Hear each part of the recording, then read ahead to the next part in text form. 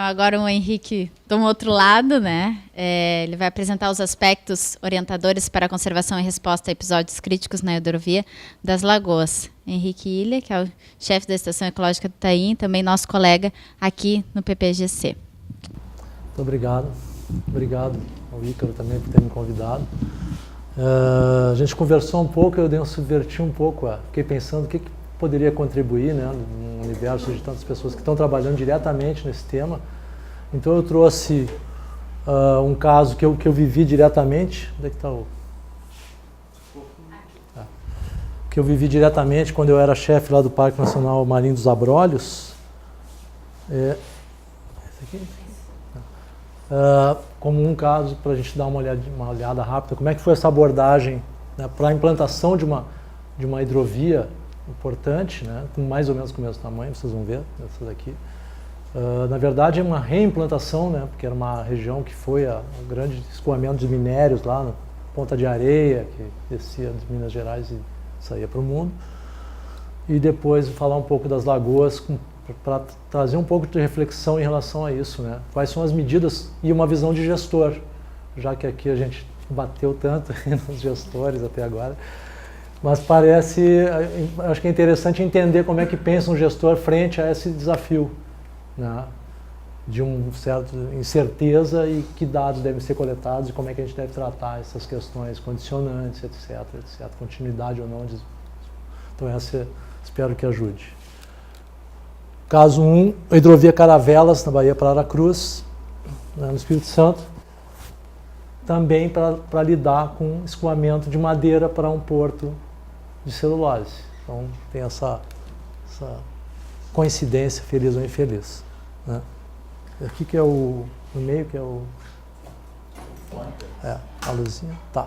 Então, vocês veem que é 275 quilômetros, aqui foram 285, então é no mar, claro, né? Mas de qualquer forma os desafios, embora não tenhamos aqui todos aqueles bancos de areia que tem aqui dentro da coisa, nós temos os corais, né? Aqui é a maior província coralina do país, de todo, na verdade, de todo aqui o Atlântico Sul Ocidental, é onde tem o maior número de espécies de coral. Então o Banco dos Abrolhos, conhecido e reconhecido internacionalmente.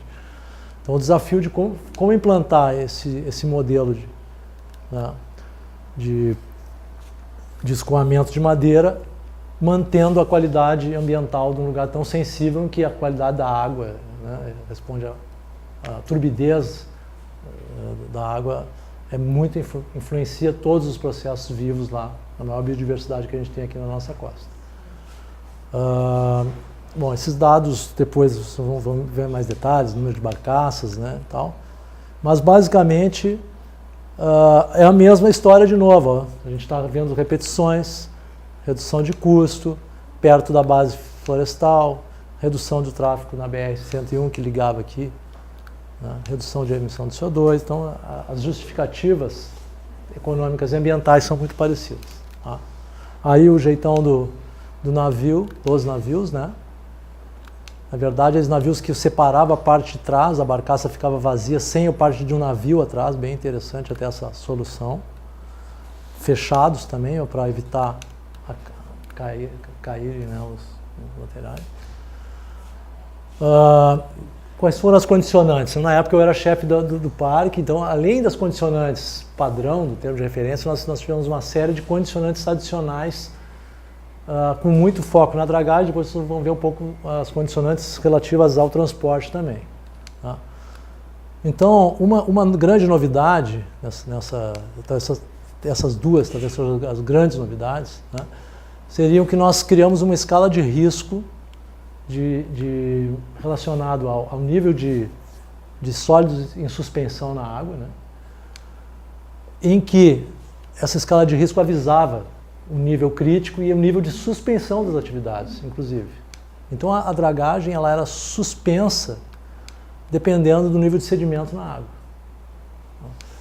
E além disso, interessante ter vindo essa palestra um pouco antes, nós exigimos uma auditoria independente para o processo de dragagem e descarte, durante todo o processo, porque o que acontece normalmente numa obra dessas é que o órgão ambiental ele é sobrecarregado inicialmente com a demanda do EIA-RIMA, com a demanda pré-licença, e ele cumpre de alguma forma, de uma forma ou de outra, porque ele também tem os seus prazos, tem toda a pressão para que isso ocorra, e depois ele fica com uma carga muito pesada de manter um controle sobre esse processo todo, sem ter os técnicos, porque se todos querem crescimento econômico e crescimento, isso significa mais empreendimentos rodando no país ao mesmo tempo, depois de licenciados. Esses empreendimentos rodando, tem que ter gente auditando, controlando, verificando.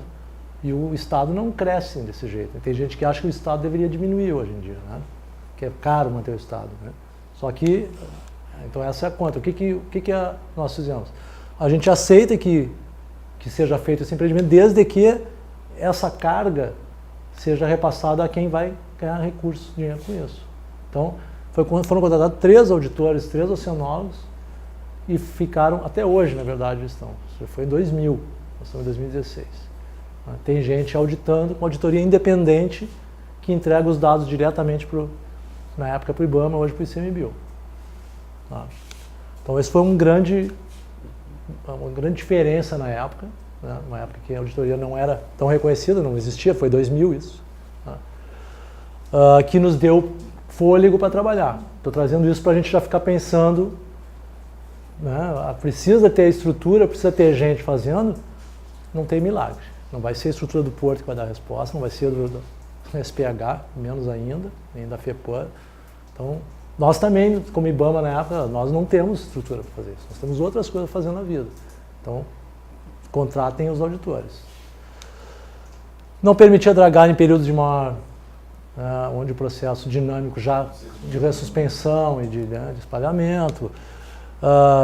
Durante o defesa do camarão também não era permitido dragar, para proteger esse ativo ambiental. Aí volta um pouco para aquela questão dos recursos, os serviços ecossistêmicos que estavam sendo de alguma forma ameaçados. O overflow era restrito a um polígono muito reduzido. Esse é um problema que aqui também houve, né, sério, de overflow nas dragagens aqui de Rio Grande. Overflow é você vai enchendo a draga, e aquela parte de lama fluida, água com lama, você vai deixando escapar,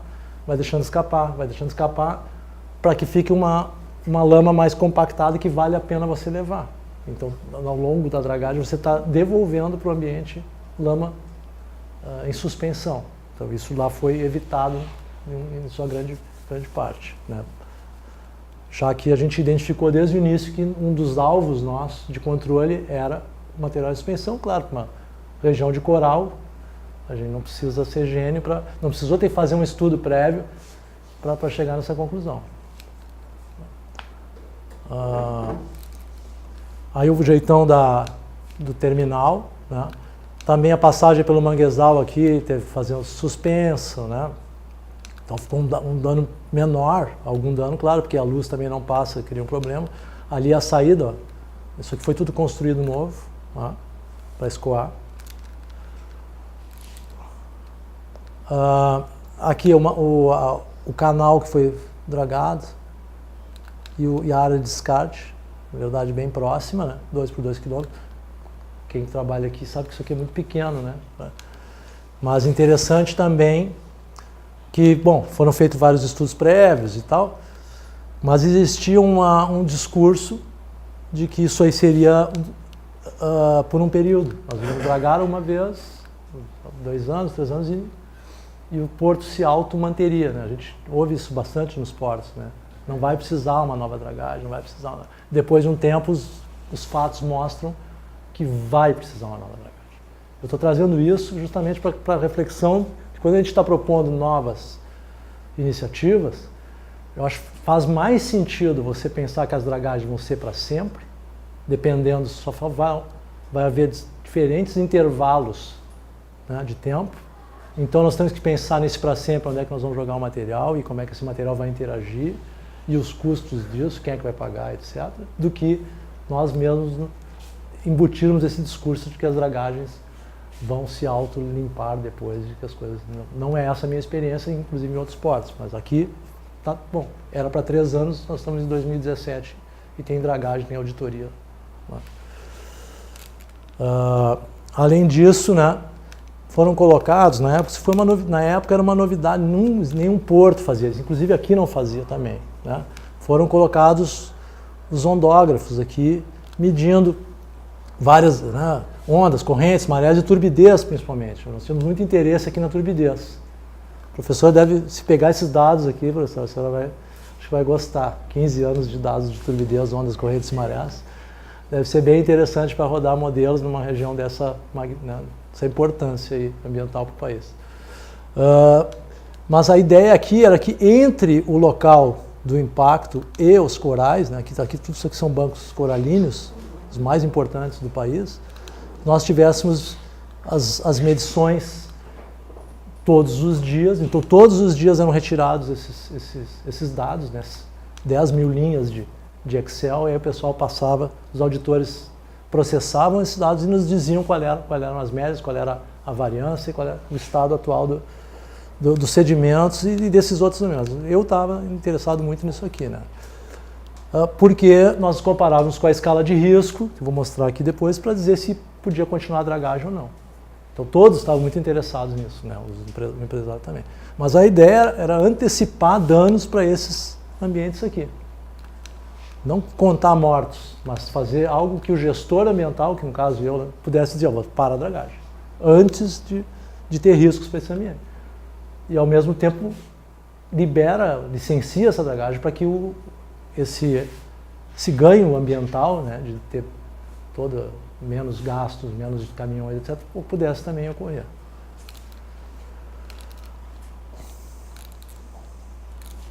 Pois troço aqui.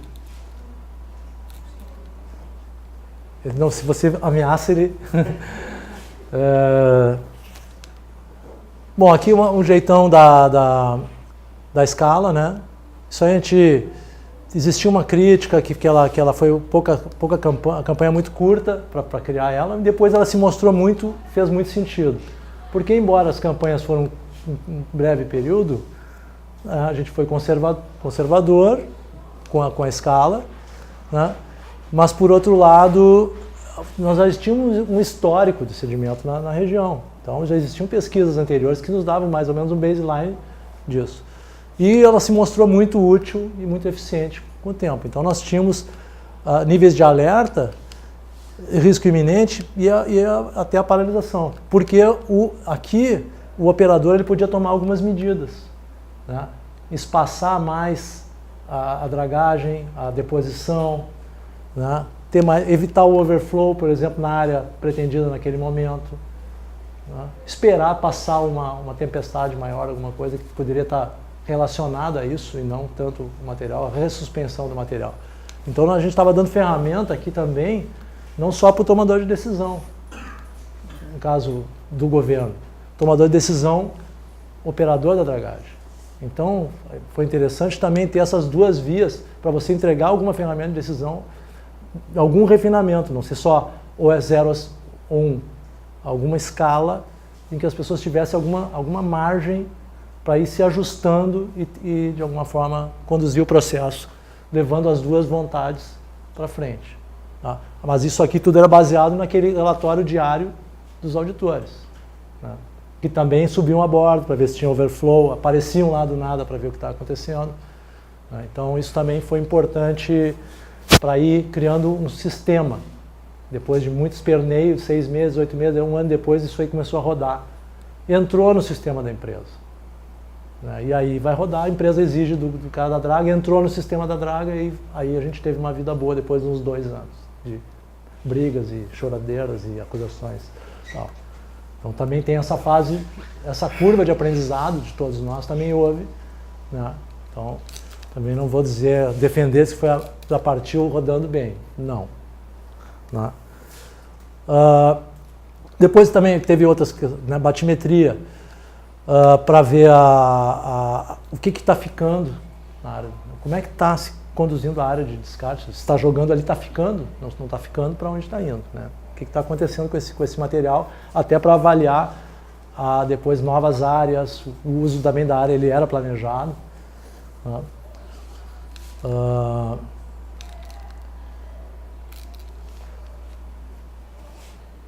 Também foram feitas algumas campanhas para a qualidade da água, né? Monitoramento biológico, bentos. Né?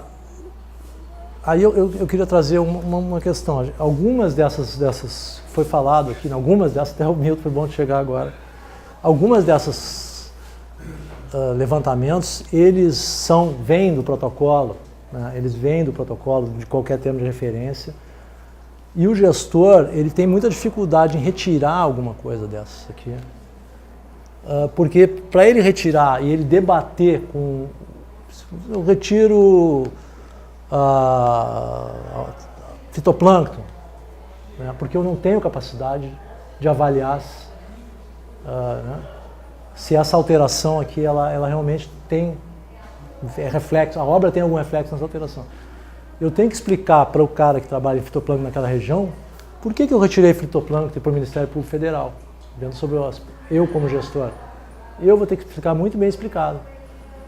Porque ele vai me dizer, e vai dizer para o Ministério Público Federal, que é muito importante o fitoplâncton. E vai ter que acompanhar o fitoplâncton, porque existe o cara trabalha com isso, existe uma consultoria em cima disso, existe, pensando que a pessoa adore isso, pensando por um lado, tudo bem. Que acha importante ter uma sequência de dados também é bom, alimentar a universidade também é bom. Por outro lado, também tem as consultorias, então existe um sistema e o Ministério Público vai se basear, vai me perguntar por que você tirou. Então, num primeiro momento, foram feitas mais coletas, depois a gente manteve, foi reduzindo, retirando. Então, acho que a tendência inteligente de abordar isso é bom. Nós sabíamos o que nós queríamos ali, o que é um grande modelador do sistema, que é os sedimentos. Sedimentação numa água, num lugar de corais. Né? Mas essas outras questões, por vezes, Bentos nos deu informações interessantes e tal, mas tinha algumas outras coisas que nós não tínhamos capacidade de análise, nem a nossa auditoria. Então, e nem lá no IBAMA, menos ainda. Chegava lá um troço desse tamanho, você nem capaz de ver se tem algum documento relacionado àquela condicionante. Feito o levantamento? Foi feito o levantamento. Foi feito aquele? Foi feito. E é isso. Né? Então, por isso eu reforço o papel das auditorias independentes. Né? Porque aí a carga de análise, que é um trabalho que demanda tempo, é um trabalho qualificado, ela fica equacionada de uma forma real, né, para dar a real resposta para essa análise. Tá? Então, isso a gente fez muito bem no caso do sedimento e dos ondógrafos. Então, diariamente, há 3 oceanólogos trabalhando full time nisso, contratados durante anos. Isso é a Europa? Não, isso é Caravelas, um lugar de 3 mil habitantes. Tá? Mas isso, na época, o IBAMA, nós éramos todos do IBAMA. Então, a nossa interlocução do Parque Nacional de Marinha de Abrolhos, que é importante nacionalmente e internacionalmente, com o IBAMA de Brasília, era excelente. Fazíamos um corpo técnico só. Então, tudo que nós propusemos foi abarcado e eles brigaram junto com a gente, com o empreendedor que não queria fazer nada disso. Mas, o contexto agora é um pouco mais complexo, mais difícil, mas eu acho que essa abordagem ajudou muito a qualificar. Os caras publicam pelo mundo afora agora. Essa empresa publica, os auditores, todo mundo publica e feliz. Bom, também foram feitos alguns levantamentos, né, em relação à deposição na hora, modificações, né, que se mostraram, com o tempo foram suprimidas, também se mostraram, não há modificação, já é um lugar lamoso de manguezal e esse nível de modificação não causa nenhuma diferença. Também foram feitos levantamentos nos recifes. Então, esses recifes receberam... aí é uma tecnologia um pouco mais grosseira, mas que funciona. Né? São aqueles coletores que você coloca, tubos, né? E eles, armadilhas, que tem do século, não sei o que, e funciona. Continua entrando o sedimento nas armadilhas, você consegue pesar e secar. Então, foram feitos e estão sendo feitos até hoje justamente para ver. Nós temos os ondógrafos aqui que estão dizendo alguma coisa e nós temos os coletores aqui dizendo alguma coisa e nós temos a análise desses recifes de coral, se está mudando a composição. Tipicamente a composição muda quando existe uma sedimentação maior, então as espécies mais, né, resilientes, elas acabam dominando esse espaço. Tá? Então, esse foi a malha, né? Tá? Além disso, foram feitas campanhas para ver o camarão, né? Então ajudou a definir o defeso, que o defeso tinha épocas erradas e tal, ajudou também a desmistificar algumas coisas, que houve muita, como a Juliette levantou, muita conversa em cima do que foi realmente o impacto, o que está causando para eles, e os dados trouxeram à luz dados bem interessantes até, porque na verdade melhorou aquela... Vocês viram ali, 2 km por 2 km é pequeno, né, uma área pequena, mas aquilo levantava, eu acho que aqueles poliquetos assim, ficavam à disposição e inclusive aumentou a produção próxima ali de camarões, né? Não deram muita bola para a sedimentação e adoraram os poliquetos disponíveis pelo jeito, né? Porque houve esse efeito.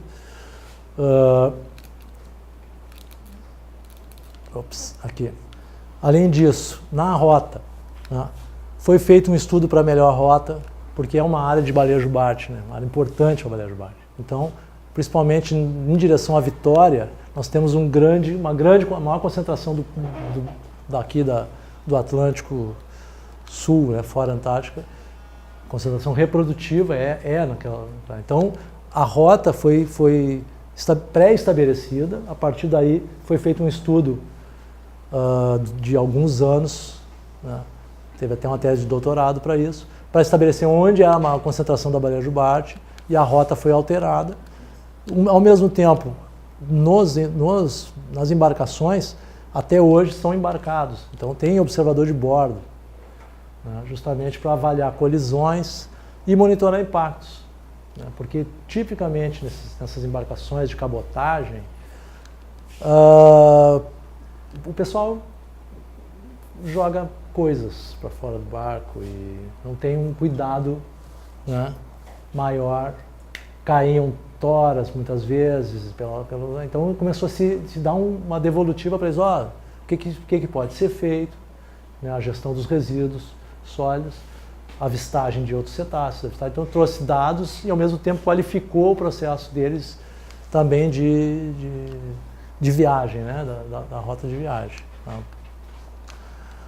Outra questão foi a delimitação, né? Então, no início a rota tinha algumas variações maiores, com isso, com o tempo se procurou delimitar e demonstrar para os pescadores aonde é a rota, né? Porque, principalmente com o advento dos últimos anos, era uma região tipicamente de pesca de linha, ainda é uma região com muita pesca de linha, mas na região mais costeira, a pesca de rede vem crescendo muito, cada vez mais. Né? E a pesca de rede, ela geralmente tem um conflito muito grande com as hidrovias turísticas, com veleiros, com embarcações de todos os tipos, né? E lá no caso, com a hidrovia essa instalada. Então foi delimitada para evitar um maior conflito, né? O conflito já se apresentou logo de cara. Então já começava a aparecer gente lá com rede e tal. Então, aí depois de delimitado, você não pode botar a rede numa hidrovia, né? Como é aqui. Se o cara botar a rede aqui no meio do canal e passar o barco por cima, ele for lá reclamar, é capaz que ele vai ter que pagar a hélice que enroscou lá, porque ele não pode botar a rede no canal. Proibido. E aí foi o mesmo caso ali. Então, depois de estudar a melhor rota, delimitar para evitar a ampliação desse conflito que ele já, de alguma forma, está presente, né? A avaliação de impacto em cetáceos, então também foi feito com pequenos cetáceos, ali, principalmente na saída e entrada dos dois portos, né? Porque é um novo elemento nessa, né? Tanto para o impacto direto, o atropelamento, o som, né? Sabe que os cetáceos eles têm uma relação direta, né, com essa questão dos sons, né, a colocação deles, e tal, o ruído de fundo, então todas essas questões. E apoio a projetos socioambientais, apoio ao pescador artesanal. Então teve toda uma aproximação com esse setor para tratar da hidrovia, né, e um nível de aceitação maior da hidrovia. Então esse foi o quadro que se desenhou lá na época, né? Eu fiquei 6 anos à frente desse processo, né? Então, algumas considerações, né? Na minha leitura, da minha experiência é essa: dragagens são contínuas. Você pega um lugar, porque se você está precisando dragar, é porque você está indo contra a natureza. A natureza quer uma coisa, você está fazendo o que ela não quer. Você não vai ganhar dela. Você vai atrasar processos, você vai, de alguma forma, né, principalmente nesse caso, né, onde existe, via de regra, uma dinâmica importante. Né? Então, com isso, a tendência é você modificar temporariamente alguma coisa. Então, isso nos leva a considerações do tipo, o que eu faço com isso? Né? Não vou mais escutar essa conversa de que essa dragagem é a última e que vão fazer uma bem grande porque não vai precisar fazer uma outra, que isso aí, não, na minha experiência, não diz que não funciona assim. Tá? Via de regra, pode ter casos, mas via de regra. As auditorias independentes qualificam processos. Né? Não porque os auditores independentes, embora muito boa apresentação, né, sejam melhores ou mais inteligentes do que nós, ou do que alguém que esteja trabalhando no poder público, mas eles vão ter que trabalhar só para isso. Gente. Eles têm o tempo deles para isso com um olhar independente. Eles não têm que dizer o que o patrão está pagando quer, e não tem que dizer o que o governo quer. Eles vão dizer o que eles estão enxergando ali e subsidiar ambas as partes. Né? E não vão onerar de uma forma desequilibrada o setor público. Aí é aquela história, quem é que tem que pagar isso? No meu entendimento, o setor privado. Quem tem que pagar é quem diz que dá certo fazer aquilo, que aquilo é sustentável, que aquilo ali vai dar, todo mundo vai ficar feliz. Para todo mundo ficar feliz, não adianta sobrecarregar o governo e achar que por mágica aquele processo dele vai dar certo. A tendência, isso nós percebemos lá, teve várias outras questões, a minimizar os impactos crônicos. Eu acho que nós temos que ter um pouco esse olhar também. Eu vejo muitas nós vamos olhar para a mancha de óleo. A mancha de se explodir tudo que vai ser. Nem isso é feito de forma, né? Precisa fazer ainda aqui, isso também se explodir tudo que a gente faz. Mas os impactos crônicos são importantes para modificar o padrão de qualidade de um lugar. Então, os caras vai começar a cair casca de eucalipto na estrada inteira e até aqui o porto, no retroporto. Não vai cair casca, nossa madeira fica sem casca aqui, não sei o quê. Você vai lá hoje, é toda a borda da estrada, quilômetros, é uma montanha de casca, que você faz assim, pega fogo direto, pega fogo na mata. Sabe? Os caras têm que trabalhar, alguém tem que ir lá limpar a casca, porque agora os caras não estão em condicionante nenhuma, cai também dentro da água e assim vai. Né? Então, esses impactos crônicos, menores ou maiores, como é o caso do lixo das embarcações, os pequenos vazamentos, a gente tem percebido tendência a serem minimizados. Né? Não são significativos, mas eles são crônicos. Né? Eles se distribuem ao longo de um período de tempo muito grande, são associados ao empreendimento. Então, é um alerta para que a gente, né, pense também nisso, no caso de uma hidrovia, esses impactos crônicos são importantes. Né? Porque aí não é uma questão de probabilidade, eles vão ocorrer. Eles vão ocorrer com certa regularidade. Nosso papel aqui é, no meu entendimento, espaçar essa ocorrência o máximo possível e diminuir os volumes, né? Porque são inerentes àquele monte de gente usando aquele ambiente. Então alguém vai fazer alguma barbeiragem, alguma coisa fora do que está escrito, né? Para que seja menos possível.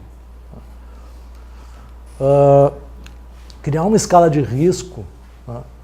Eu acho que foi muito importante também, né, e as medidas complementares, para ajustar o esforço de dragagem, para ajustar o nosso esforço de fiscalização. A gente praticamente não teve que fiscalizar essa hora.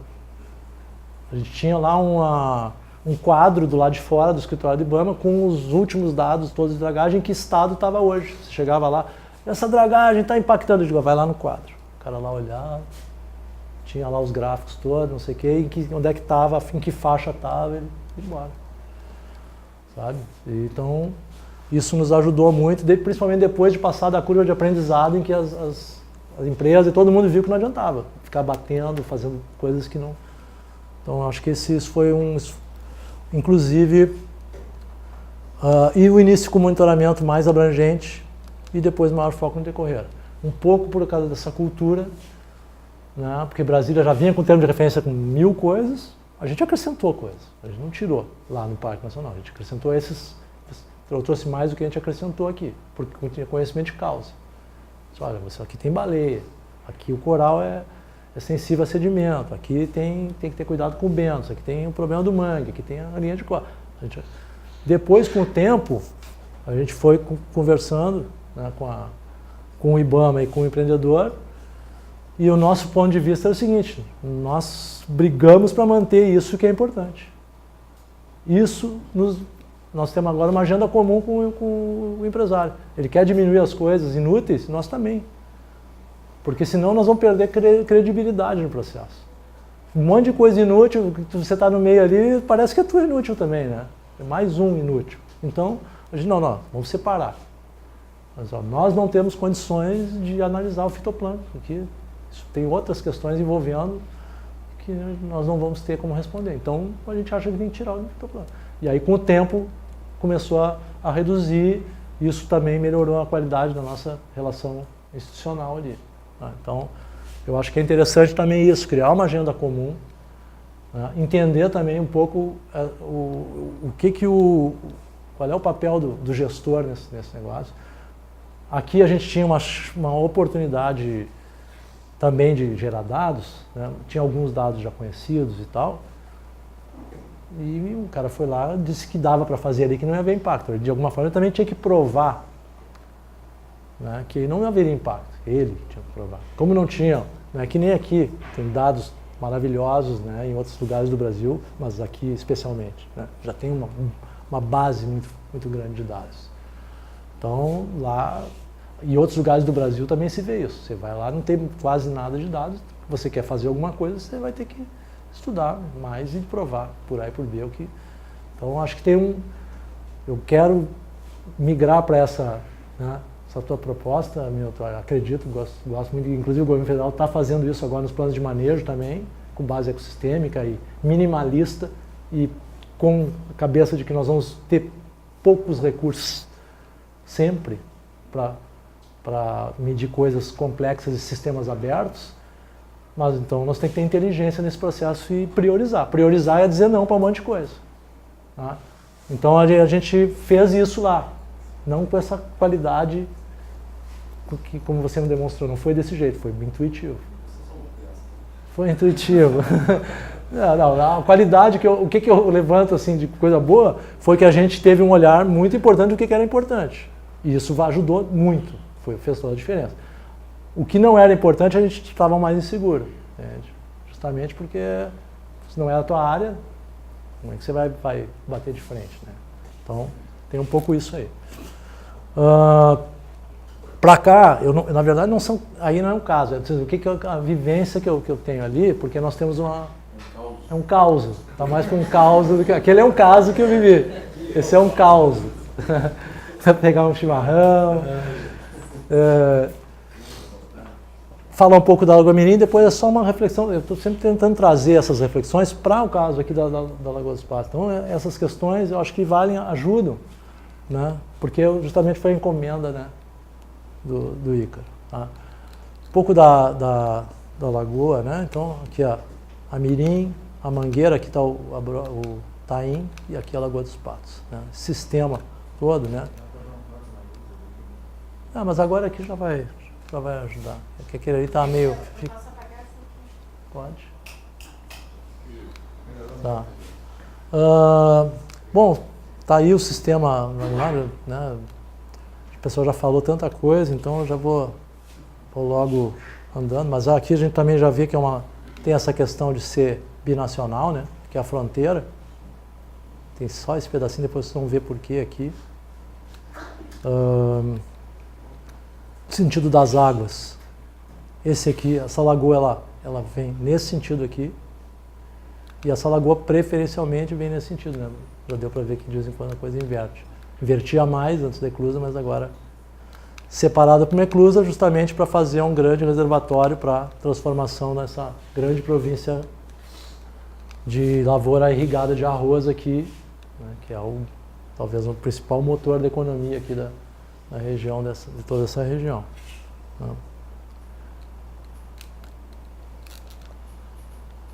Isso aqui não sei se interessa muito, mas a gênese do lugar, né, na subida e descida do nível do mar. Separando as lagoas, aqui a gente vê ali a passagemzinha do Taim, ó. Continua aqui, ó. Isso aqui a gente tinha que, eu acho que andar uns 50 quilômetros para encontrar a beira do mar. Mas dá para ver que é tudo muito novo, né? Depois aqui já separando a Mirim, separando o Patos. Aqui eu já levei um xixi da URGS, já que disse que não era bem assim, que na verdade não tinha duas entradas aqui. Mas ligava ao mar, passava pelo Taim. É a URGS. É a URGS. Aí eu fiquei quieto também. De novo. E até chegando, então, tudo um sistema muito jovem, né? Sistema ainda em transformação. Como eu não sabia o que já tinham falado, eu trouxe. E traz ambientes como esse, né? Banhados, lagoas, aquele rosário de lagoas. Né? O que para nós lá no Taim tá?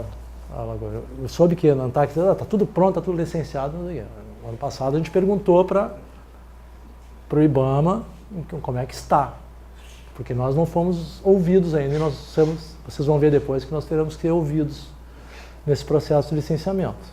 Tá?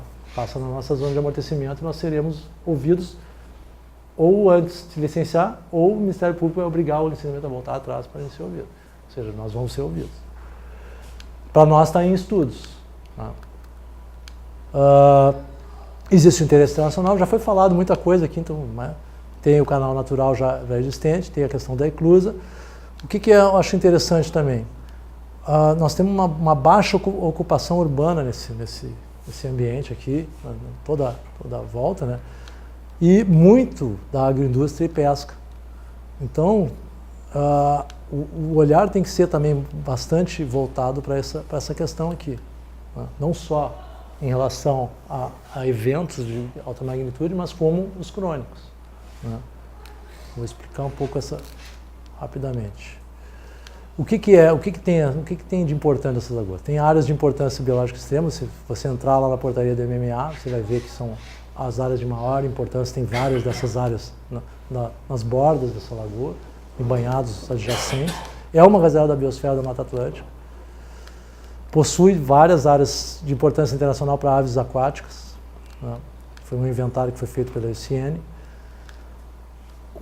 A ZEA do Taim, o Taim agora já está em Genebra para ser um título de área Ramsar aqui no Brasil, né? Então vai crescer, já passou pelo critério nacional, já está. Então agora só estão aguardando o título lá de Ramsar, então vai aumentar o status internacional da região. E uma série de presenças de espécies ameaçadas de extinção e endêmicas. Então, aqui eu queria chamar a atenção para algumas coisas. As lagoas, a orla, principalmente das lagoas, elas têm sido cada vez mais úteis para as espécies ameaçadas em função da pressão maior sobre os banhados e sobre a orla do oceano. Então, por exemplo, o Calidris fusicolis, tá, que é um animal que vem do Canadá, era o mais abundante aqui na nossa orla, entre Rio Grande e Chuí. Hoje, se você encontrar numa saída, 2, é uma saída bacana, encontrou bastante. Agora você vai para a orla das lagoas, Lagoa Mirim, Lagoa Mangueira, você encontra os bandos lá, aqueles bandos. Então essa espécie tinha uma flexibilidade de ficar na orla do oceano ou buscar outras orlas por causa da perturbação. Então a perturbação de uso da orla deslocou essa espécie para lá. Então uma espécie ameaçada de extinção que vem do Canadá que hoje usa essa orla. Assim como os cisnes coscorobas, cisne de pescoço preto. Então está havendo um deslocamento porque são áreas com baixa ocupação urbana e baixa ocupação qualquer.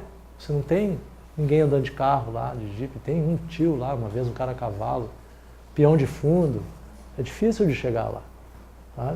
Então isso dá uma qualidade ambiental muito grande para espécies que precisam dessa distância do ser humano, né, de alguma distância para poder manter o seu ciclo vital, para poder se alimentar, voltar a ter o tanque cheio para voltar para o Canadá ou para voltar para a Patagônia.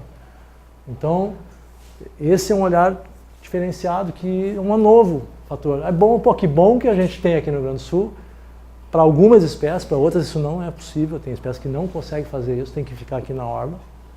Mas para algumas espécies isso está acontecendo. Elas não conseguem, às vezes, ficar mais perto da cidade, naquela lagoa, elas vão para aquela lagoa. Elas não ficam mais aqui no Saco do Justino, elas vão ali para a borda da lagoa, de outra, da Lagoa Mirim. Se ela não precisa de água salobra e tal. Então, são fatores interessantes aí para se levar em conta o quão importantes são a borda dessas lagoas hoje em dia. Além disso, né, turismo, geração de conhecimento, educação ambiental, né, muito deprimido isso aqui em termos do potencial, né, são lugares maravilhosos com todas essas espécies, calmos e tal, tá? Deprimidos, não há estrutura, não há planejamento, né, não há nada disso, mas existe um potencial de, no caso de pensar em hidrovias sustentáveis com diversos modais de uso, que não seja só uma barcaça passando lá no meio, e talvez isso possa ser levado em conta num planejamento mais amplo, também para ter um reflexo social maior, né, para ter um reflexo modulador das cidades e das cidades ribeirinhas ou das pequenos lugarejos, como a gente viu em São Lourenço lá agora no Encontro da Vela. Né? Toda a cidade foi mudada porque existia um Encontro da Vela, o planejamento urbano da cidade foi mudado, a história da cidade foi mudada porque um bando de velejador beberrão resolveu ir lá todos os anos e aquilo pegou um significado especial para a cidade. Né? Não sei se eram beberrões. Muito novo. Bom, além, claro, né, a água, né, os peixes e as comunidades pesqueiras. Né? Então, certamente isso também tem que ser levado em conta. É um mundo, a gente não trouxe, né, de propósito aqui esse mundo aqui para dentro agora, mas quando se planeja isso aqui, você está mexendo em áreas desse pessoal. Né? Com os efeitos crônicos, principalmente perto dos portos, dos pequenos portos de transbordo, você às vezes inviabiliza coisas, né? Você consegue degradar, dependendo da qualidade ambiental dos controles, degradar níveis importantes e inviabilizar. De qualquer forma, o trânsito não é interessante para essas comunidades, né?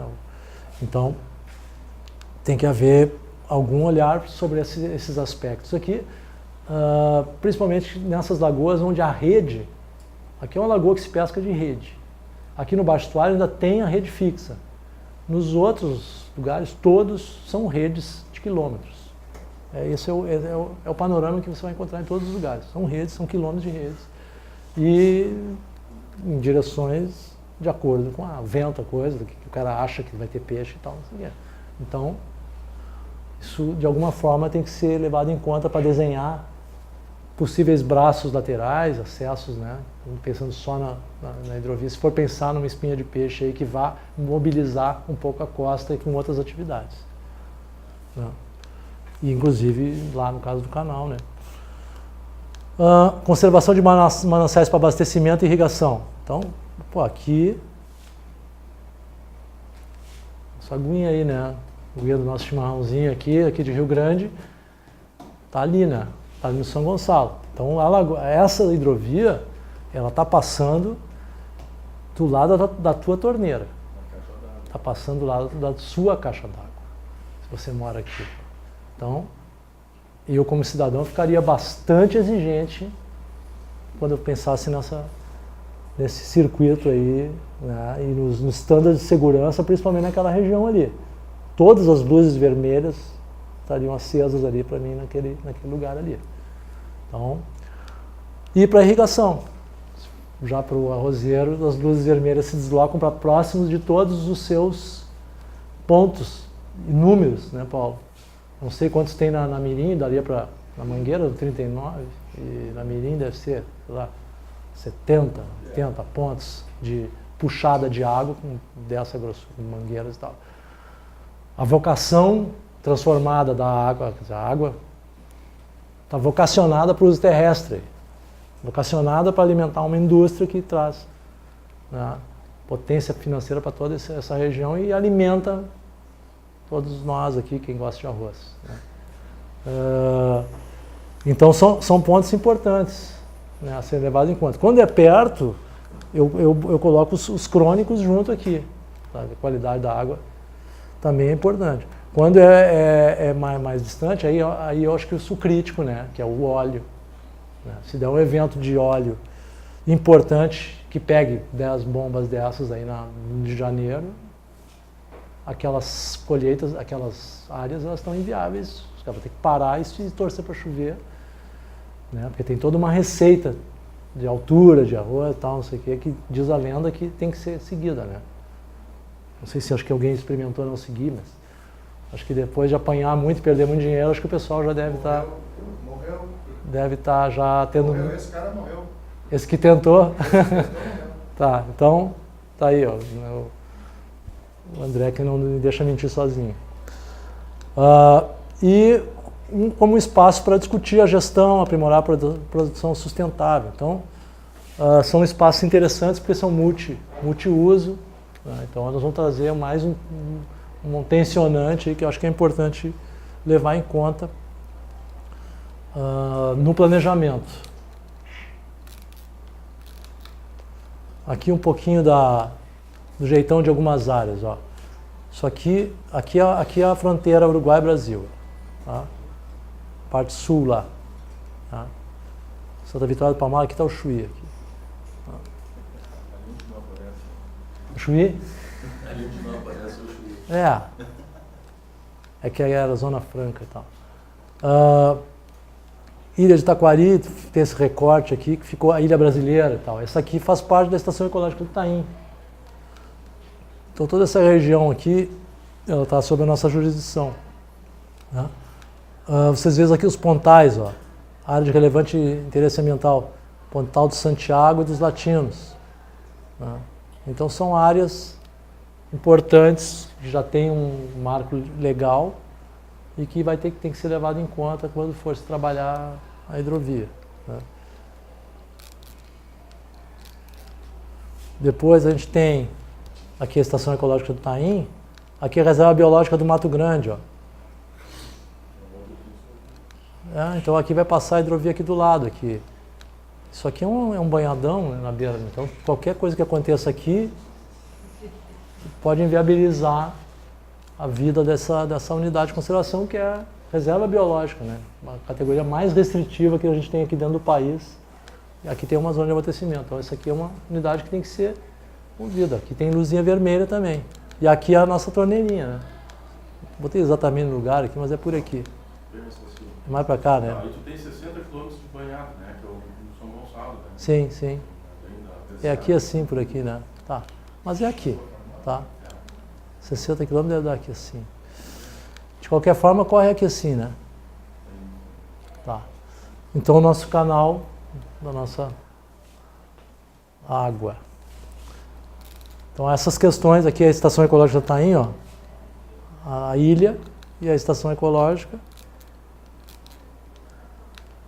A zona de amortecimento, que pega aqui um pedaço também da Mirim, pega um bom pedaço da Mangueira e pega todo esse pedaço. Uma coisa interessante na definição da zona de amortecimento é que se pegou os pontais. Por que os pontais? Por que esses pontais? Né? Criados aqui pelos vórtices aqui pontais. Porque a biodiversidade é maior. São elementos mais importantes para a conservação ambiental do que essas outras enseadas aqui. Então, são locais que tem que ter um olhar diferente. Né? Outras questões são, além dessa questão jurídica, né, de obrigatoriedade, né, a gente pega áreas, por exemplo, aqui um exemplo, áreas onde a gente tem aqui o Arroio del Rei, né, vai entrar aqui para os banhados aqui do Marmeleiro, aqui tem a Pacheco, são áreas, aqui tem uma RPPN inclusive, são áreas importantíssimas em termos ambientais, que têm conexões com várias outras áreas, e áreas muito rasas. Né? Aqui tem um acesso, mas aqui para baixo, aqui, daqui para cá, você tem, né, assim como a gente tem na Lagoa dos Patos. E aqui, para a gente chegar aqui é muito complicado. Deixa eu ver se é para voltar aqui. Aqui, ó. A estrada está aqui. A gente vem para cá, para essa ilha aqui, a gente anda 2 horas mais ou menos na estrada, e se chover, a gente tem que sair correndo de lá, com a lancha com ele. Senão a gente não consegue mais sair. A gente tem que sair correndo. E aqui é um labirinto também, né? Aqui as estradinhas é um mundo isso aqui, de estradinhas e tal, né? Então o acesso é muito complicado e esse acesso para barcos maiores aqui também, né? Até um ponto vai, mas tem vários locais aqui que não... E você vê, ó, isso aqui é um óleo chegando aqui com vento nordeste, vai inviabilizar uma área importante aqui, inclusive pode inviabilizar essa área toda aqui. Então tem que ter um olhar cuidadoso, né? A outra questão é o seguinte, quando se lança a hidrovia, as pessoas começam a ter ideias, né? E aí eu teria, que a ideia que eu teria? Né? Eu sou arrozeiro, eu estou aqui. Aí, sabe, a gente faz um porto aqui. Porque eu já paro, o cara para aqui, daqui eu vou para lá. Isso aqui eu já, né? Olha aqui, essa estrada horrorosa que não seja aqui, eu estou na beira da... É? E eu já ouvi essas ideias lá. Tem outro cara também com uma outra ideia aqui, tem um outro cara com uma ideia por ali. Tem várias pessoas com essas ideias, né? Tem a ideia de fazer mineração dos concheiros? Tem a ideia de fazer mineração, escoa pela hidrovia. Então essa questão também acho que tem que ser, quando a gente abre essa possibilidade, a gente está abrindo uma possibilidade de transformação de acesso, e o acesso muda o jogo econômico do negócio. O que antes era inviável passa a ser viável. O que era viável passa a ser muito interessante. Então a gente está, de alguma forma, contribuindo para a transformação disso. Diz a boa norma que a gente tem que antecipar isso de alguma forma, pensar e deixar claro para todos que estão envolvidos o que a gente está fazendo, para não ter que lamentar depois, porque as pessoas têm ideias e não é proibido ter ideias e tentar implementar elas, né? Que pode, talvez, um planejamento prévio dizer claramente até onde vai poder ir essas coisas. Se não houver, a tendência, minha leitura é esses tensores irem rompendo as barreiras, desde que vale a pena financeira e economicamente, irem rompendo as barreiras, e aí nós vamos ter que começar a gerenciar outros tipos de problemas que a gente não está pensando hoje, quando a gente está falando só do canal da dragagem, que já foi a parte 1 mais ou menos que eu falei mais, né? Então, eu acho que vale a pena também ter esse olhar, áreas rasas, pessoas com ideias, né? O aproveitamento de locais que já estão um pouco mais impactados, como a Vila da Capira, talvez, para fazer turismo, em detrimento de outros, né? Usar um pouco as facilidades que o lugar já apresenta e qualificar elas, me parece mais interessante do que a gente abrir novas fronteiras, e abrir novas fronteiras, ter que lidar com isso como gestor, como cidadão, e se eu fosse o cara da prefeitura, eu ia achar horrível alguém criar uma vila aqui. Imagina que eu vim buscar o lixo, fazer coisa, prestar serviço para esse cara aqui no fim do mundo. Para manter essa estrada já é uma... Já é uma bronca, isso aqui mas é um mundo aqui, é impressionante como tem estrada aqui, como é difícil de manter. E todo mundo quer, né? O cara que se fosse a fazenda de arroz dele aqui, ele quer a estrada e ele tem direito, ele está produzindo, então a patroa lá, o cara reclamando, enchendo, choveu de novo, lá, aí o cara lá, você quer. Partindo da cidade dá 97 quilômetros até o Arroito ali. Aí, ó, E outra 97. coisa que nós não estamos ponderando quando está fazendo a observação é o impacto que vai dar no Uruguai. E a maior pressão que tem de escoamento de produção hoje é a demanda do Uruguai. Pois é. Então, isso aí não me atrevi a sair do país aqui, porque era a minha linha amarelinha ali. Tá? Mas por interessante que os uruguaios, né, eles vieram conversar, né, lá na agência, na Guamirim, sobre esses aspectos aí.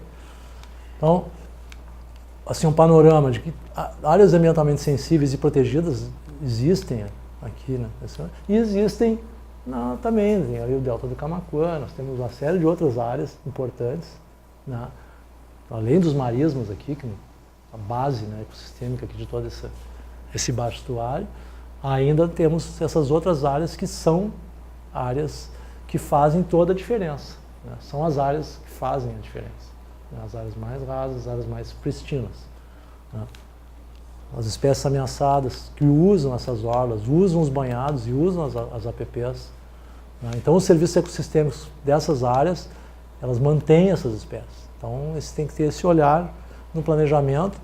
E aí eu repito, não só no planejamento de algo crítico, não só porque a lógica da Carta SAL, né, ela tem, tem as áreas sensíveis e depois como é que o óleo responde isso. Mas é o óleo. Como é que eu tiro? Olha, eu posso ir lá tirar e tirar, não tirar? Vai ser pior eu meter uma máquina? Essa é a lógica. Existem todas as outras questões envolvendo todas as possibilidades que uma hidrovia traz. Né? Então, é mais complicado. Não quer dizer que a gente tem que medir tudo, mas acho que tem que ter um olhar prioritário sobre essas áreas que elas mantêm, né, uma série de serviços e mantêm o resto. Né? A questão do abastecimento urbano, né? Acho que todos nós queremos continuar bebendo água, então acho que no caso lá vale a pena. E nos outros casos onde isso existe, né? A questão da restrição à resposta nas áreas rasas, acho que já foi falado, né? No segundo dia a gente começa às vezes a repetir as coisas, mas é importante, porque se a gente montar um sistema de resposta com um determinado tipo de embarcação, né, eu montaria com catamarãs lá para essas áreas rasas e tal, não sei o que, um pouco mais próximo e tal, que a gente poderia levar materiais, levar pessoas e tal, não sei o que, adaptado a esse tipo de lugar. Né? O Saco dos Lençóis mesmo é enorme, maravilhoso, ninguém vai, ninguém conhece, do lado de lá de São José, tá fora do imaginário de problemas. Se for para lá, ferra com muita coisa. Né? Restrição à resposta por terra, eu acho que isso também tem que ser levado em conta, né? Para fazer a conta, porque a gente vê, às vezes, vê uma distância e não vê a dificuldade.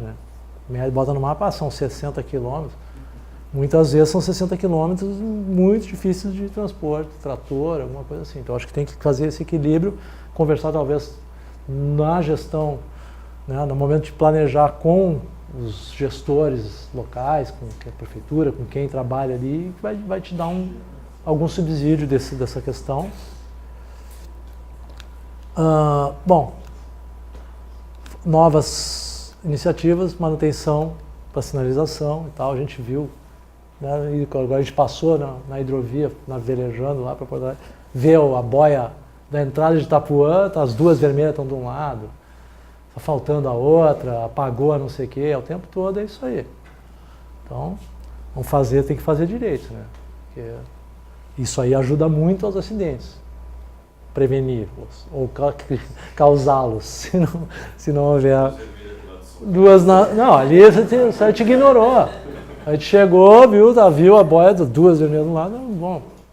A gente já estava de dia vendo o morro de Itapuã maravilhoso, mas se fosse obedecer, ia ficar. Os caras, os navios com radares, com tudo hoje, não. Né? Mas, de qualquer forma. Um cuidado especial, né, para toda a região com a risicultura, né? Ela depende muito dessas tomadas de água. Opa, já falei das redes, as dragagens são contínuas. Eu acho interessante as áreas novas, né? Novo turismo náutico, acho que vale a pena. Isso aí os países têm investido e está sendo bem interessante. Isso dá uma repercussão positiva e um olhar diferente. Isso aproxima as pessoas da água, e essa proximidade da água falta um pouco, acho que, para o brasileiro. Parece que o Brasil termina na beira da água e ali o resto é para jogar lixo, é para assumir as coisas. Né? E outros países têm uma leitura muito mais próxima da água e com isso tem uma sensibilidade maior para a qualidade da água, para a manutenção da qualidade da água. Então, na Austrália, Nova Zelândia, Estados Unidos mesmo, os caras andam muito dentro da água e então isso muda o perfil, né, do usuário, muda o nosso perfil do nosso cidadão. Então acho que vale a pena investir com todos os riscos que isso traz, aquele chato de jet ski, o cara que joga lixo, que vai botar som, sei lá. Mesmo assim, acho que ainda vale a aposta de que os lugares são tão bonitos, são tão maravilhosos, a vivência é tão legal que as pessoas vão se sensibilizando. Áreas novas, eu acho que se pensar só em revitalizar as áreas que já têm esse potencial, que antigamente faziam a cabotagem interna, aqui o transporte, né? São Lourenço trazia toda para cá a comida, levava as coisas com navios, a vela, lá o Porto do Barquinho, Bojuru, ou seja, esses lugares já grandes navegadores aqui usaram a vida inteira, navegaram a vida inteira e a economia dependia desses navegadores. Eu acho que só resgatar essa história e resgatar esses lugares já é um belo de um trabalho, sem abrir novas frentes, né? E a questão das externalidades, né? Eu acho que, eu estava comentando dos uruguaios, eles vieram fazer uma pesquisa lá na agência da Guamirim, nós estávamos lá, fomos ouvidos, eles pensando numa análise de externalidades, o que vai causar a partir, ok, saiu aqui essa hidrovia, ok, modificou Jaguarão, modificou Cebojati, modificou lá perto do São Gonçalo, modificou lá, e aí o que acontece depois? Com as cidades, o que acontece com as propriedades que estão ali próximas, o que acontece? Essas externalidades positivas e negativas, eu acho que vale ter um olhar, né, porque elas vão acontecer, ou nós vamos antecipar e ter algum planejamento, ou nós vamos esperar para depois, para fazer outros trabalhos de análise das externalidades que ocorreram.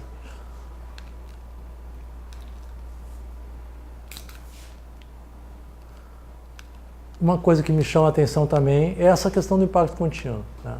Lixo, óleo, o próprio trânsito, a luminosidade das embarcações, o som de fundo, né, embaixo d'água, o som em cima d'água, para as aves, perto dos portos, os portos iluminados, né? Tipicamente o pessoal joga praticamente todo o lixo dos barcos na água. É isso. Você vê aqui, a apresentação é legal de ver, mas você vai atrás de um navio desse, o cara vai na popa e joga, você passa no meio do lixo, cara. Aqui no porto existe um programa, você deve ter visto, né, que com os navios eles têm que apresentar uma planilha com os números de pessoas, número de dias do mar, e aí apresentar o quanto de lixo ele tem. Via de regra não bate, o lixo some e não é toda hora, então...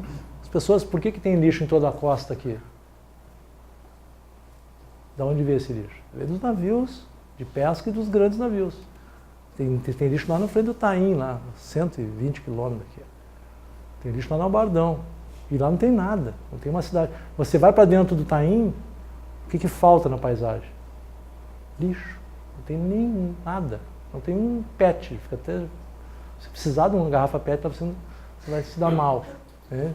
Não tem, porque não tem nenhuma cidade, não tem coisa, e não tem esse trânsito, esse fluxo contínuo de lixo. É um fluxo contínuo. Você pensa, esse é o lixo que sai da Lagoa do Asfalto. Não, pode ter algum lá, mas pelo que a gente vê, o lixo naval é lixo naval. Né? Então, no caso de uma hidrovia, tem que se levar em conta que isso é uma tendência, tá? De haver lixo contínuo. Né? Aí, de novo, trabalhar para que seja menos contínuo, menos lixo, menos gente fazendo isso. Talvez medir, dá para fazer medidas isso aí, em extratos e medida para ver se o que você está fazendo alguma diferença ou não. Fiz o programa de educação ambiental, foi legal? Foi, para mim foi, né? Então, eu acho que esse tipo de coisa tem que ser levado em conta. E não só o óleo e tal, se a gente puder medir também, o óleo o contínuo e tal, né? E não só os grandes impactos, né? Porque isso aí está atrelado ao tipo de empreendimento. Além disso, o fluxo interno, as ocupações. Então, você basa um pequeno porto, o que acontece naturalmente? Vou para longe, vai para casa, bota um barraco, bota uma coisa, o cara bota um barraco, bota um boteco, botou o boteco, já um outro barraco, daqui a pouco tem uma pequena vila do porto, não sei o que. Aí são as ocupações, via de regra, um horror, né? Sem nenhum planejamento, de baixa qualidade em todos os sentidos, e depois você não... Aí tem corda no varal com fralda e deu, nunca mais. Os ilícitos, né, também, que muitas vezes você provoca com isso, gente que precisa, tá ocupado no porto, já não está mais, aí vai fazer coisas. Então, também... Infelizmente tem acontecido isso também. A gente vê os acampamentos e com o tempo começa roubo, jato, tal, caça, etc. Em lugares que são mais longínquos, né? O cara só tem arroz, caça. Primeira coisa que ele vai fazer, ou matar um boi e tal. Espécies invasoras, já estamos, né? A Mirim já está bem abastecida, né? Nossa ilha Taquari está tomada. Toda a ilha em volta, quando baixa bem a água, todos os ramos têm o mexilhão dourado por tudo. Então a mangueira está começando, vamos ver como é que vai se processar, porque o pessoal tem atravessado, levado barcos, levado coisa, então estou falando dessa, não sei se virão outras, mas de qualquer forma é um abastecimento mais constante. Quando você abre, a taxa de entrada de larvas, e quando você altera, então talvez isso mude esse balanço, né? Existe um certo equilíbrio que já aconteceu no Guaíba, que algumas espécies aprenderam a comer o mexilhão, então retornou alguns juncais, que eles asfixiam o pé dos juncais e os juncais morrem. Então aqueles pontais maravilhosos cheios de junco, eles perdem os juncais, porque eles asfixiam a base e caem. Então, esse é o efeito que o mexilhão dourado causa, além de entupir tudo, né? Entope as canas das bombas, entope as coisas dos barcos, entope tudo, né? É uma beleza. Tá? E as cargas perigosas, né? Eu acho que essas zonas pristinas teria que ter um olhar muito criterioso se vale a pena, por exemplo, passar carga perigosa do lado do canal de abastecimento de água de Rio Grande. Na minha humilde opinião, não. Não. Porque a gente não tem plano B. Se cair um troço lá realmente horroroso, lá daqueles que... O que a gente faz? 2 minutos, né? A água é 7 dias, né? Então acho que a gente está mexendo com coisa muito importante aqui para deixar esse tipo de atividade rondar a nossa sobrevivência como cidade, como município, né? Acho que aí a gente tem que ter Aí eu me lembro a probabilidade é baixa, mas a consequência é desastrosa. Então acho que eu, particularmente, quando passar lá pelo Taim, nós vamos fazer um parecer dizendo que isso não deve ter nunca carga perigosa ali. Embora passe em cima do Taim e tal, né? Mas aí vai morrer só os bichos, ninguém, né, vai se importar tanto. Mas acabar com a cidade, acho que vai dar um impacto mais, vai deixar a gente mais chateado. Aí ó, o jeitão dos, como é que é os pontais, né? Então esse é o ambiente, né? Então é onde a parte submarina é muito importante para todas as espécies e tal, e para todos esses bichos aí, né? Aí ó, fazendo as fotinhos lá do Taim e da volta da região. Esses aí são os usuários, tá? Esses usuários não estão aqui hoje, mas eu trouxe umas lembranças que eles existem para levar em conta na hora de tomar a decisão para implantar aí as hidrovias. Esses bichos estão sempre aí na volta, vivem ali, vão trocar as penas ali na orla da Mirim, da Mangueira. Tá? Esses aqui também eram bem mais frequentes aqui em Rio Grande, igual só na Lagoa Verde, né? Sorridentes, né? Os banhados da orla. E por fim, reforço, né, a ideia de que a gente deve trabalhar com alvos de conservação relacionados aos principais serviços ecossistêmicos, né, e depois rodar, né, para poder embasar, estabelecer, medir, avaliar, rodar, para embasar as decisões. Então, em cima daqueles problemas, daqueles critérios, trabalhar minimalista, né, primeiro já evitar coisas que não adianta medir, né? Tipo cargas perigosas lá não adianta, depois que foi não adianta, né? E depois trabalhar com algumas coisas fáceis e de manter, né? Manter as medições. Mais importante, no meu entendimento, é você ter capacidade de manter médio e longo prazo acompanhamento das medidas. Então se não dá para manter 5, mantém 3, mas mantém para poder dar para o gestor alguma coisa que ele tome uma decisão. Lembra? Vocês viram lá o negócio do sedimento lá, que a gente botou as boias, então, até hoje. Tipo, olha, se tudo desaparecer, você tem que manter essas boias, a gente medindo, e aquelas medições lá nos corais. O resto, não dá para fazer fitoplâncton, não faz. Não tem dinheiro, não faz mais nada disso aí. Mas faz 3 medidas, 4 medidas para que você possa tomar uma decisão que preserve o ativo ambiental que está ali. Tá? E, ficou um pouco ruim aqui, constante sensibilização e educação da população dos usuários, né? São as pessoas que estão na borda, são as pessoas que são os usuários dos portos, são os caras que estão... Né? Porque o cara toma uma decisão. Por que ele toma a decisão de jogar o lixo pela popa? Né? Ele podia não tomar essa decisão. Né? O comandante pode tomar uma decisão, ela joga o lixo. Por que ele tomou essa decisão? Essa decisão de cunho íntimo. Ninguém disse para ele jogar o lixo. Não, vai perguntar para o presidente da empresa se ele quer que jogue o lixo. Ele não quer. Ele tomou a decisão. Algo dentro dele disse que aquilo ali tá legal. Então, acho que tem que trabalhar nesse sentido também. Porque a gente faz plano, as pessoas tomam decisões atrapalhadas, aí não adianta. Né? Ou pelo menos adianta menos. Né? Então, acho que tem que trabalhar nesse sentido também, ao mesmo tempo que você está medindo para ver se esse teu trabalho de sensibilização e coisa está resultando em alguma coisa. Tem menos lixo lá na orla, você está encontrando menos não sei o quê, relatos, sei lá. Né? Pensando alto aqui, mas pouco isso. E aí, só para terminar, é a nossa, trazendo para esse ambiente os sacos, né? As entradas de água, as puxadas e tal, as antigas vilas. A mesma questão, numa escala maior, né?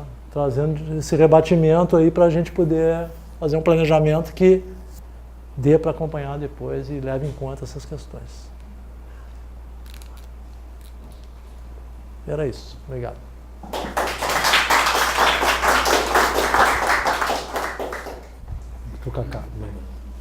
Se alguém tem... Muito obrigada, Henrique. Eu sei que ele cortou os outros para ele poder falar mais agora no final, né? Então ele aproveitou o momento. Alguém teria alguma explanação?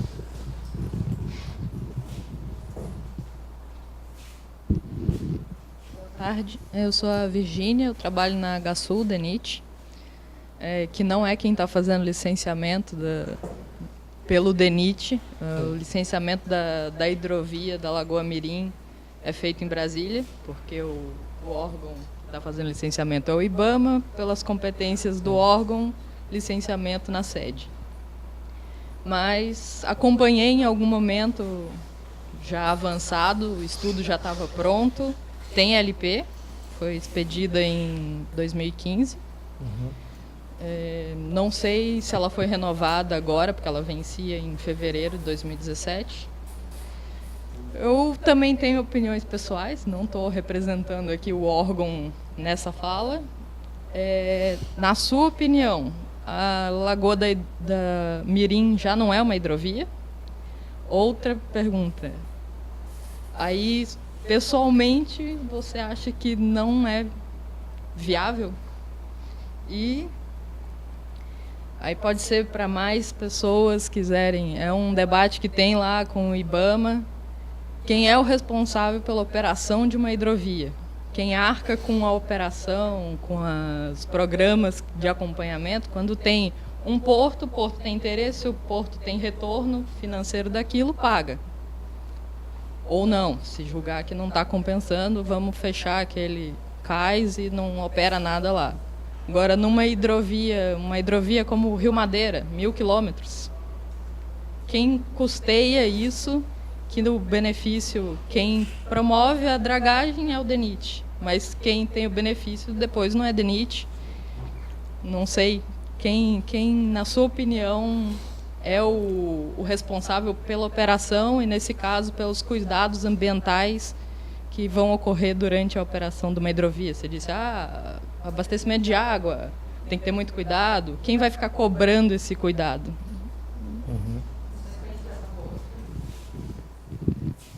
Bom, primeiro, a primeira pergunta é se ela já é uma hidrovia. Você considera já uma hidrovia? Não sei. Porque o que acontece, mesmo aqui, ou a Lagoa Mirim, ou aqui a Lagoa dos Patos, foram utilizadas como vias dentro d'água, são hidrovias. Né? Então as pessoas se locomoviam, né, para o gado, todas as riquezas produzidas em terra, elas tinham que chegar num porto, né, pessoas inclusive e tal, para Aí você realmente tinha uma chance boa de chegar em algum lugar e vender e tal, que era um outro porto que depois distribuía para uma outra região. Então, historicamente, né, são hidrovias. A questão é que uma hidrovia moderna, do jeito que ela é concebida, com o calado determinado para atender uma certa escala. Né, a sinalização, esses cuidados. Aí não, ela não é.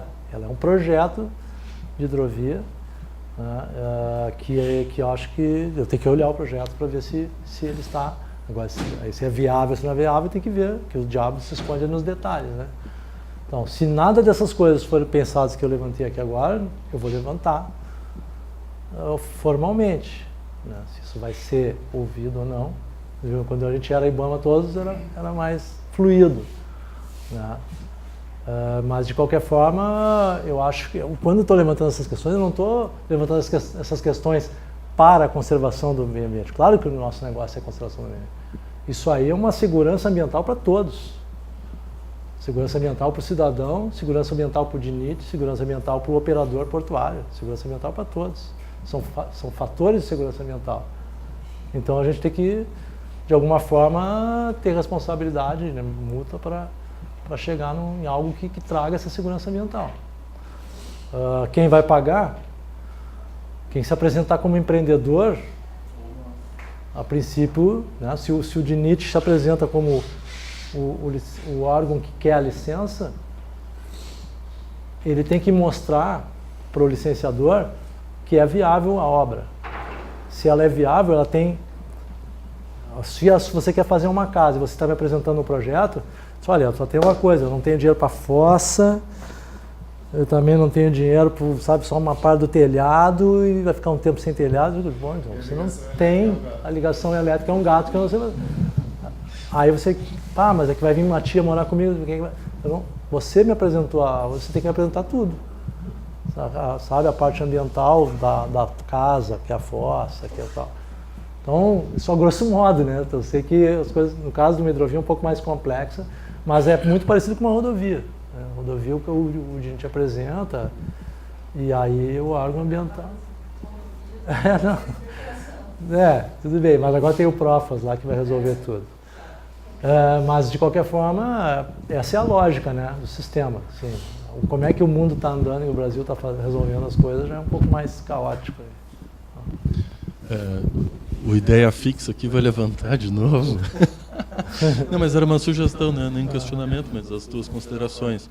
Porque a gente tem discutido ali justamente na saída da Mirim, na entrada de São Gonçalo, a questão do sangradouro, que é um ponto crônico e vai ser sempre, obviamente, natural, inclusive, de deposição de sedimento. Portanto, de baixo calado, necessária, cronicamente, vai ter que ter operação ali. O que fazer de novo, que é, né, o meu principal mote de estar aqui esses 13 dias é ver várias coisas que estão, mas objetivamente coisas desse tipo. Por exemplo, Porto de Pelotas, Canal Miguel da Cunha, a cada 3 anos eles estão tendo essa necessidade.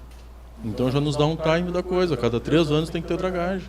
E o que tu vai fazer? Quais são os volumes? Talvez num ano um pouquinho mais, outro um pouquinho menos, mas vai ter. Então ali nos teus itens, aqueles ali, eu ia te sugerir, porque tu botou lixo, tem tal, talvez ele esteja meio mesclado, mas mais a título de sugestão e consideração. Sugestão que é a dragagem? Não, como impacto tu está dizendo, né? Sim. Vários que tu listasse ali, um deles que necessariamente vai acontecer em qualquer onde seja. Por exemplo, hoje está entrando só chata na Lagoa Mirim.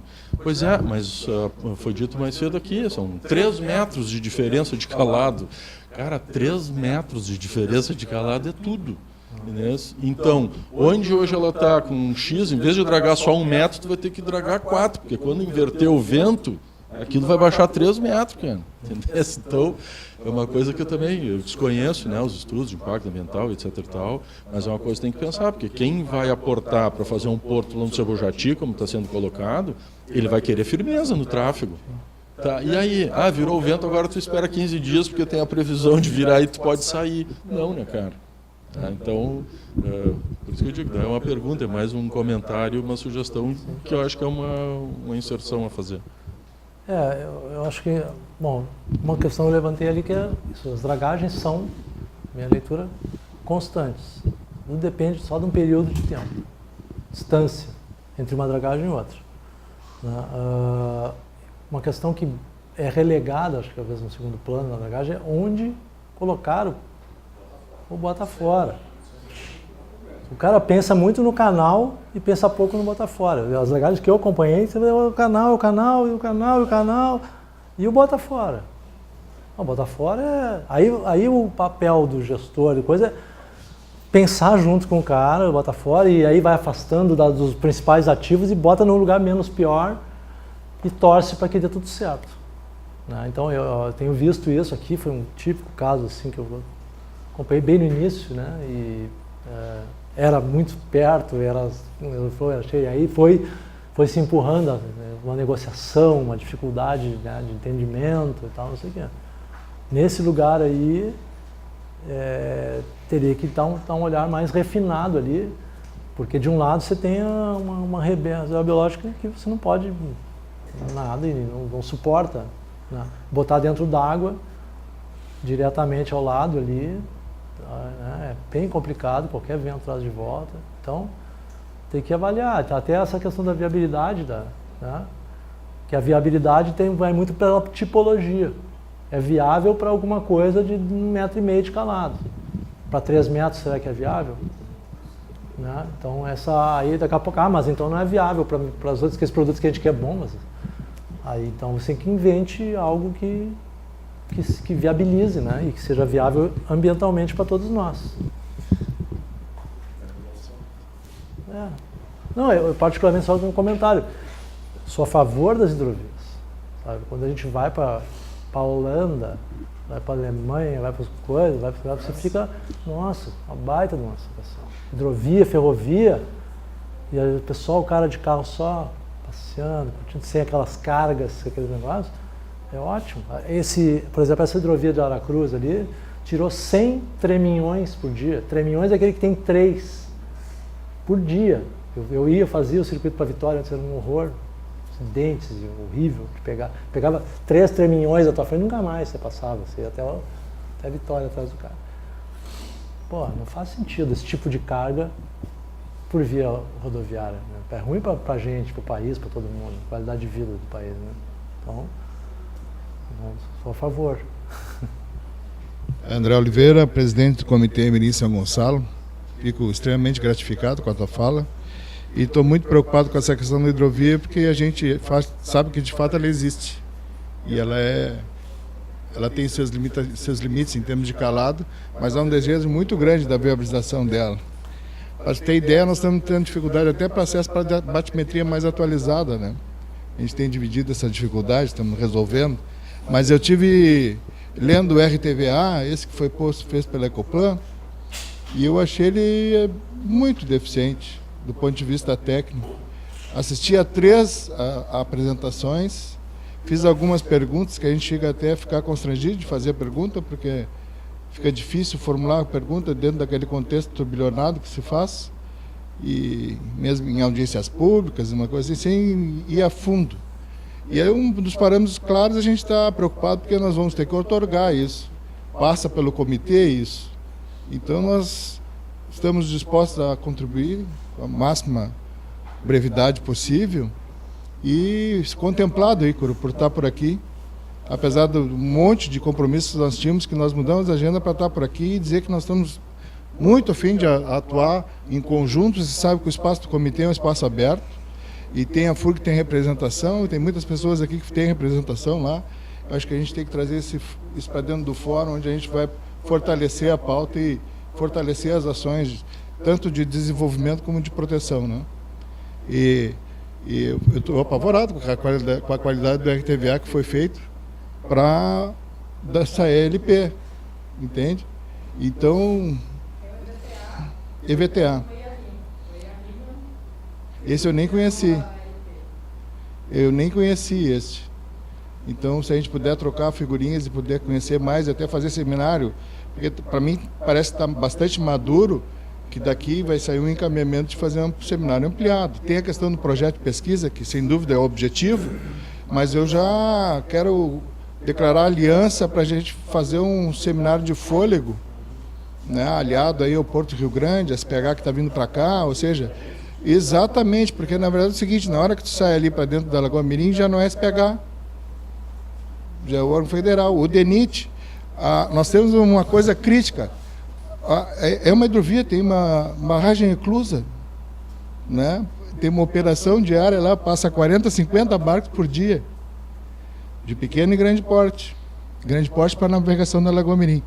Então a gente tem que exatamente ver melhor como encaminhar essa questão, coloco à disposição o espaço do comitê, coloco à disposição também, participo da Câmara Técnica do Litoral, do Conselho de Recursos Hídricos, que está tendo uma reunião hoje, e eu não fui exatamente porque quis estar aqui, e a gente tem que levar a cabo essa questão da gestão da hidrovia, né? Aquela proposta que foi falada ontem, que derivou do Mar de Dentro, que foi a criação do Comitê Gestor da Lagoa dos Patos, não foi adiante. Ontem foi falar de novo uma aproximação com o Xiga, né? Na época era a JICA, também uma agência japonesa. Ou seja, a gente vai ter que fazer uma construção mais consistente, mais persistente e consolidada, porque senão vai ser uma aventura de sonho a hidrovia. E talvez saia um desastre do ponto de vista de concretização, porque daqui a pouco sai um canetaço lá e sai a dragagem. E aí? Como é que nós estamos aí? A expectativa do Uruguai é fortíssima. Todo aquele lado do Uruguai ali, o Uruguai tem um limite de malha rodoviária muito grande e que não suporta os caminhões bitrem. E eles estão crescendo muito na produção de grãos. Eu estou falando de soja e estou falando de milho. E eles estão crescendo muito na irrigação da cultura de sequeiro. Então o volume de produção lá vai ser muito grande. E o fluxo de saída não vai ser para o Montevidéu, que está limitado, vai ser para a Lagoa Mirim. E aí está a maior demanda de transporte agora. Porque nós já estamos mais ou menos acomodados dentro do nosso tradicional, né?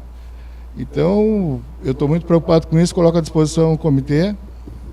Peguei o microfone, mas tinha que dar essa mensagem, porque tenho reunião do Fórum dos Comitês amanhã em Porto Alegre e do CRH à tarde. Não estarei aqui amanhã. E não vou estar participando do final, né? E que vai sair algum encaminhamento. Mas eu já deixo essa moção como presidente do comitê e a gente tem que trazer essa instrução para dentro do comitê também. Vamos agendar coisas aí. Eu acho até que a gente tem que propor um seminário de fôlego. Tá? Um abraço. Obrigado. Obrigado, Henrique. Sempre muito pedagógico. Obrigado. E preciso.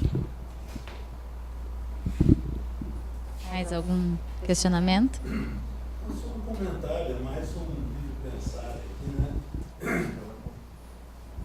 Mas de tudo que tu falaste, Henrique, me ocorre, eu sei que é tarde talvez, mas nunca é tarde talvez ao mesmo tempo, mas parece ser uma situação em que se teria que trabalhar muito na inovação tecnológica, inclusive na forma de navegar, né? Quer dizer, talvez tentar radicalizar alguns raciocínios e trabalhar no tipo de embarcação, né? No tipo de propulsão, né? Talvez um campo de inovação tecnológica, mesmo que a gente, né, não se consiga condicionar uma coisa a outra, mas se daqui a alguns anos a gente conseguir oferecer alternativas para, por exemplo, colocar embarcações que reduzem probabilidades de certas ocorrências em função de avanço tecnológico, talvez valha a pena pensar também nessa linha, né? Já que a gente está fundando um projeto de pesquisa, não custa pensar também e prospectar nessa linha,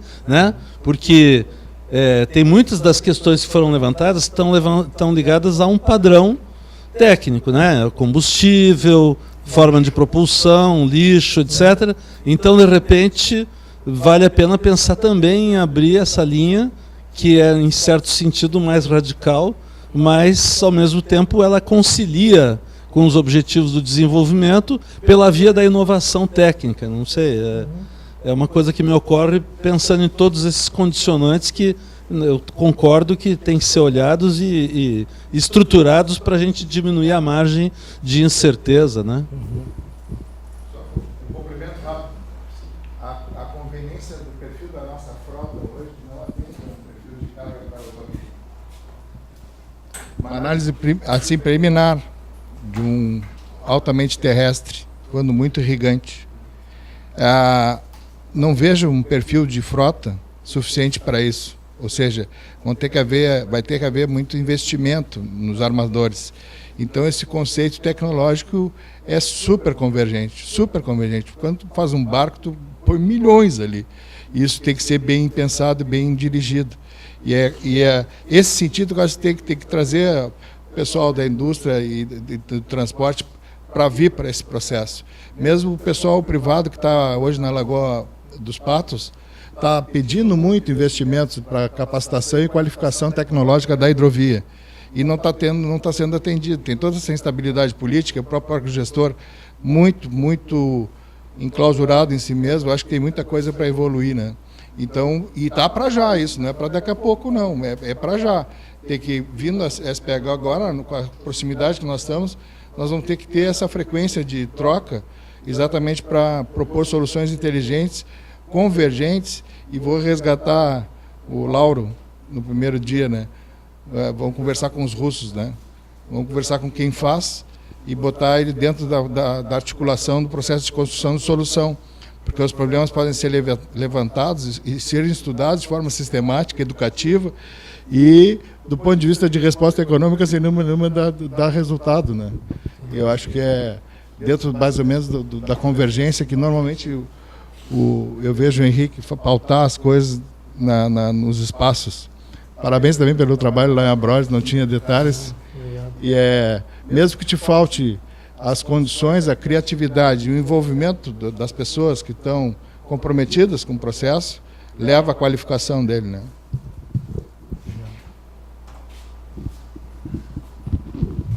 Hoje eu estou aqui encerrado. Acho que encerramos. Então, Henrique, muito obrigado pela sua explanação, muito obrigado pela participação. Então, nós encerramos o segundo dia de workshop. Nos encontramos amanhã novamente a partir das 9 horas da manhã.